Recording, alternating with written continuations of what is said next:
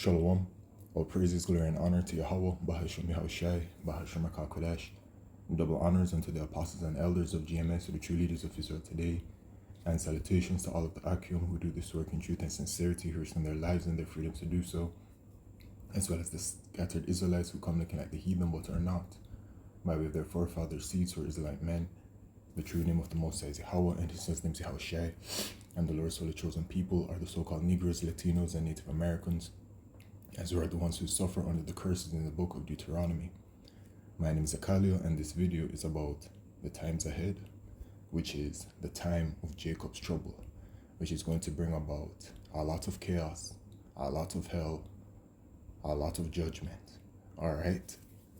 Salakio. And from naturalnews.com, it says, when the apocalypse comes, will your neighbors act like crazy maniacs from Lord of the Flies and be your worst enemies? All right, so, for those of us that already, know that are in the truth, there's no apocalypse, right? What we're heading into is the time of Jacob's trouble, which is going to feel, perhaps apocalyptic to the world when it's all happening, right? And especially the children of Israel, because it's going to be a time like never before upon us as a nation. In Jeremiah chapter 30 and verse 4, it says, And these are the words that the Lord Yahweh spake concerning Israel and concerning Judah. For thus saith the Lord Yahweh, we have heard a voice of trembling, of fear, and not of peace. Ask ye now, and see whether a man doth travail with child. Wherefore do I see every man with his hands on his loins, as a woman in travail, and all faces are turned into paleness. See? So it's describing the time that is coming. And you can visualize it, okay? Because let's read it again. For thus saith the Lord Yahweh, we have heard a voice of trembling, of fear, and not of peace, okay? Of fear. Ask ye now and see whether a man doth travail with child, all right? And of course, we know that men don't have children. And we know as well how women suffer through childbirth, how excruciatingly painful it is. So much so that some women perish from it. Wherefore do I see every man with his hands on his loins as a woman in travail, and all faces are turned into paleness, right? All faces are turned into paleness. There's different levels of fear. There's fear when, maybe like a jump scare from like a horror movie, or maybe something that, frightened you or something like that. But to me, the highest level of fear is like when one becomes petrified, like stunned, unable to move, unable to speak, unable to blink. You know what I'm saying? And then all the blood rushes from the face. That's why it says, and all faces are turned to paleness, because this is the time that is coming.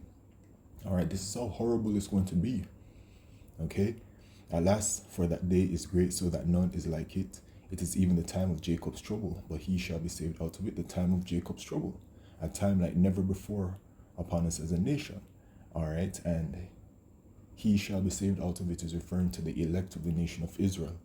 Salvation is only for the Israelites, and only a remnant of the nation of Israel will be saved. All right, Yahushai, when he returns, he's not saving all the Israelites. Okay, he's only going to be saving the elect, and then the wicked, unbelieving, unrepentant of our people who refuse to return to our power are going to be destroyed. Okay, and even before Yahushua's return, those same people, a portion of them are going to be judged by Yahweh Shemishai from the famine, the pestilence, the sword. The time of Jacob's trouble, man, is going to be really terrible, and we're going to suffer through Jacob's trouble until our Lord Yahushua returns. All right, in Daniel chapter 12 and verse 1, it says, And at that time shall Michael stand up, the great prince which standeth for the children of thy people, and there shall be a time of trouble such as never was since there was a nation, even to that same time. And at that time thy people, the Israelites, shall be delivered, every one that shall be found written in the book of life, which is those that are of the elect of the nation of Israel. All right, so it is out of this great tribulation that the elect is going to be saved out of. All right, and it's going to be terrible, man, because, along with all the judgment of the famine, the pestilence, the sword, etc. All right, there's going to be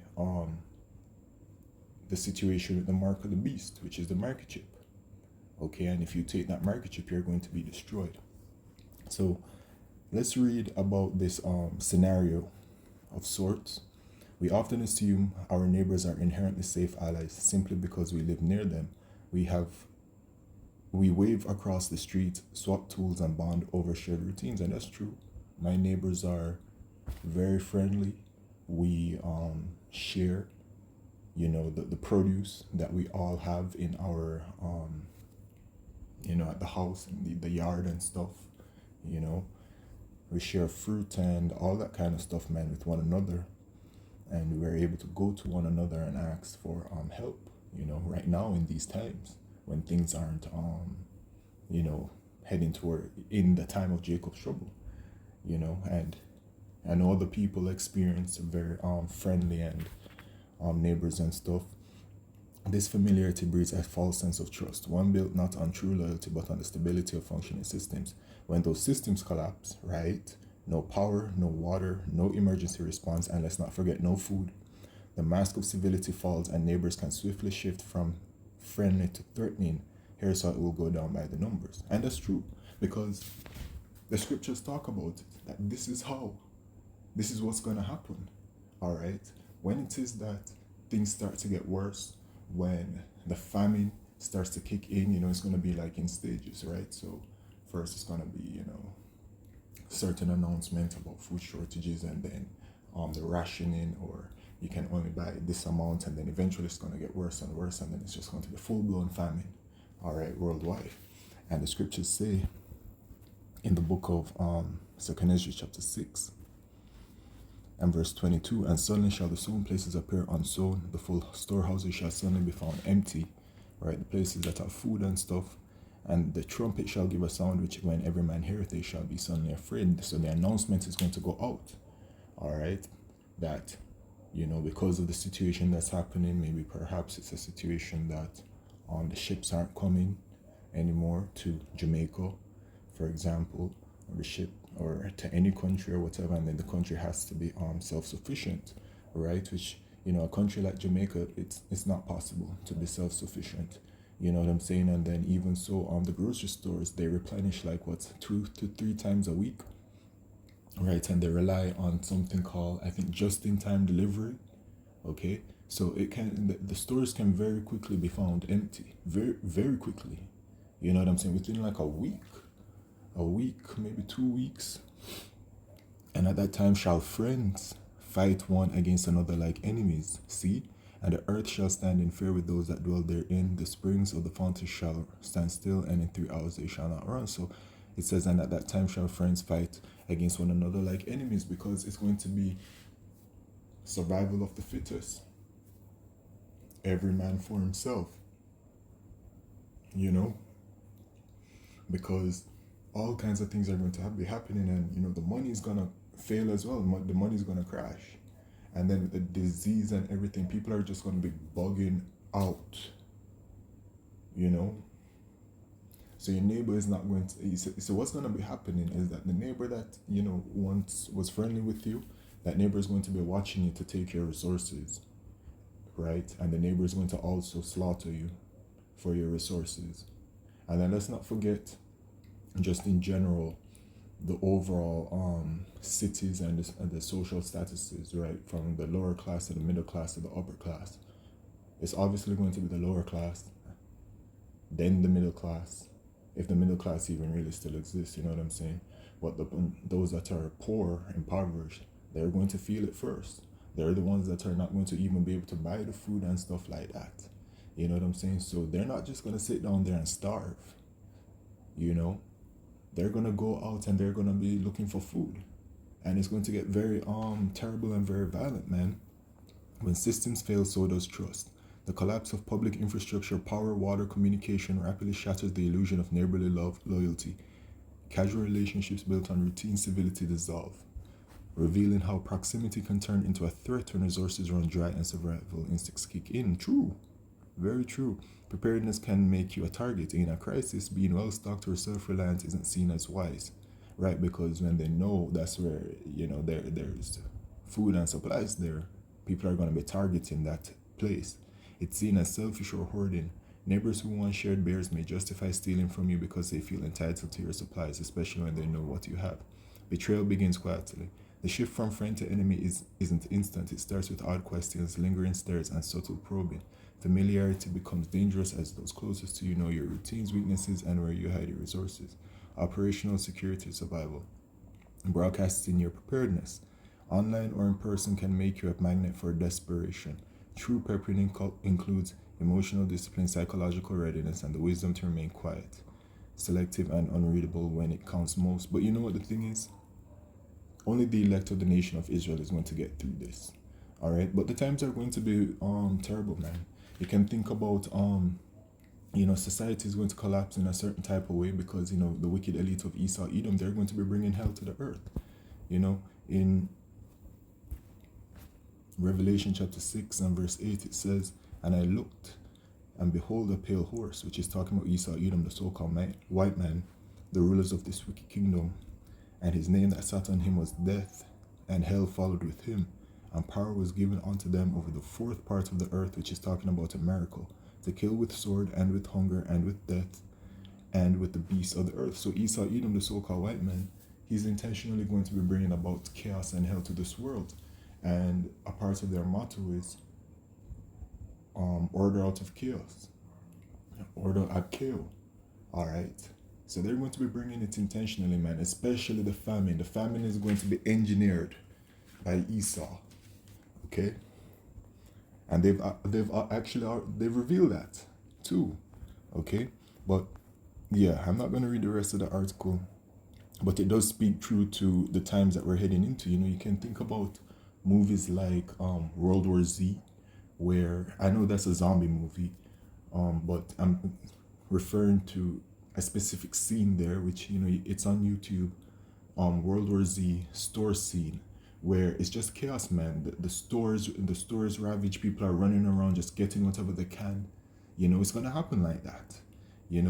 These are the days that we're heading into, and it's gonna be so bad that even those that are in positions of authority, like the police and stuff, they too are going to be running around for supplies, looking to defend themselves and their families.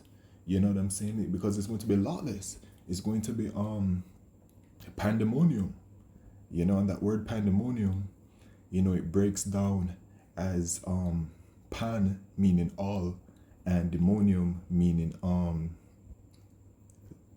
like evil spirit. All right, and that's what Yahweh Shai is going to be unleashing onto this earth, man. Evil spirits. Okay, spirits that are created for vengeance, spirits that are to fulfill his will on the left hand side. Severe judgment is coming, man. It says it spirits created for vengeance in the Apocryphal. Ecclesiasticus chapter 39 and verse 28, "There be spirits that are created for vengeance, which in their fury lay on sore strokes. In the time of destruction they pour out their force and appease the wrath of him that made them," right? Fire and hail and famine and death, all these were created for vengeance. Teeth of wild beasts and scorpions, serpents and sword, punishing the wicked to destruction. All right, so this is what's coming, man. And that word pandemonium also. I'm looking at Etim online, by the way. It says place of uproar and disorder, right? That's what's going to happen, man. The world is going to be in a place of uproar and disorder. And it also says that of wild, lawless confusion, right? Because it's going to be like that. It's going to be lawless because the people aren't, when it is that the people are going through all these things, the people aren't going to care about the authorities. 2 Ezra chapter 15. We're heading into these times very speedily, man. And verse 14, "Woe to the world and them that dwell therein, for the sword and their destruction draweth nigh, and one people shall stand up and fight against another, and swords in their hands," right? There's going to be chaos, okay, among the people, right? "For there shall be sedition among men, and invading one another." See, invading one another.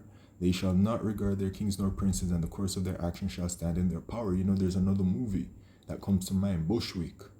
All right, you can watch that.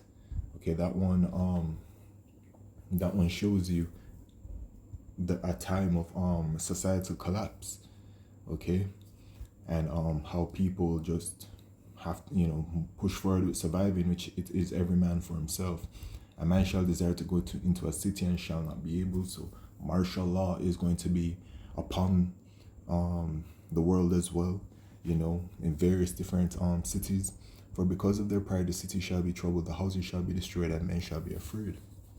A man shall have no pity upon his neighbor, see, but shall destroy their houses with the sword, yup, and spoil their goods, right? Because of the lack of bread. And for great tribulation, Jacob's trouble. All right?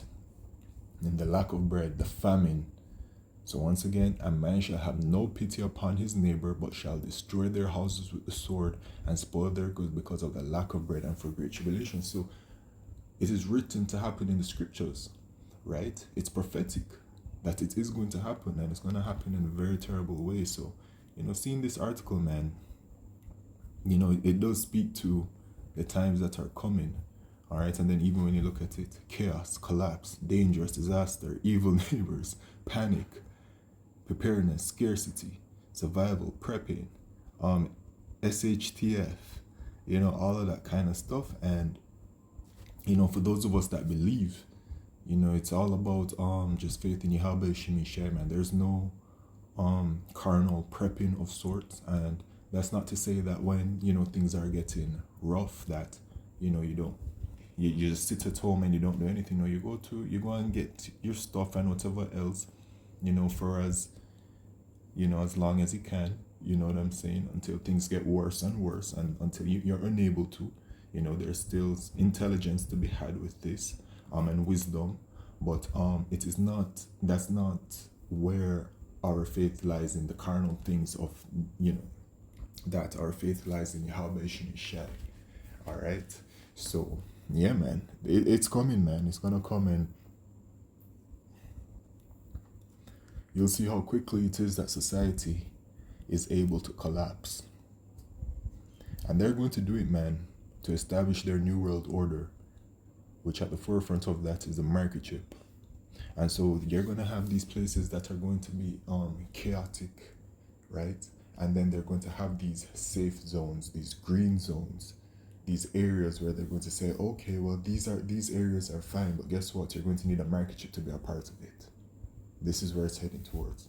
So that all praises, glory, and honor to Yahweh Shemishai Bashim Kodesh. Shalom.